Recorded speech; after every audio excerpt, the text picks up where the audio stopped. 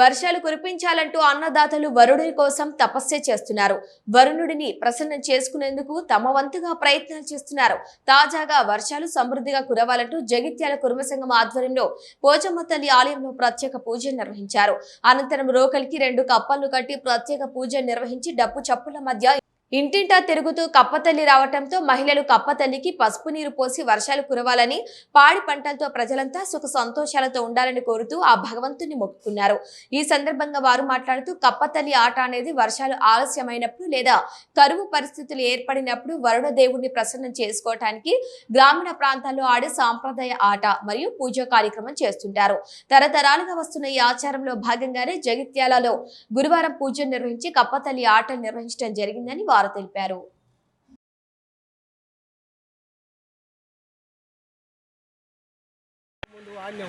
మాకు దేవుడు రచించి ఆనగొట్టింది. అయితే ఇప్పుడు అలాగనే మళ్ళా కొట్టాలని మేము ఆడుతున్నాము. దేవుడి నుంచి మొర పుట్టాలి, వాన కొట్టాలి అని ఆడుతున్నాము.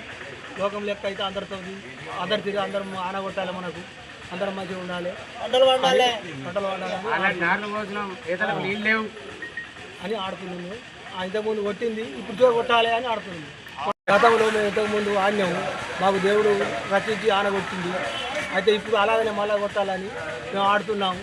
దేవుడి నుంచి మొర పుట్టాలి, వాన కొట్టాలి అని ఆడుతున్నాము.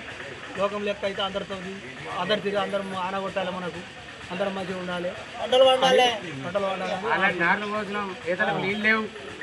అని ఆడుతున్నాము. ఇంతకుముందు కొట్టింది, ఇప్పుడు కొట్టాలి అని ఆడుతున్నాము. ప్రోగ్రాన్ని నిర్వహించినప్పుడు మాకు పట్టణ కుర్మ సంఘం మరియు మా వార్డు కౌన్సిలర్ తత్వంగా ఆధ్వర్యంలో చేయడం జరిగింది. ఇది వర్షాలు లేదని బాధపడుతూ ఇక్కడ రైతాంగానికి చాలా కష్టం వచ్చింది.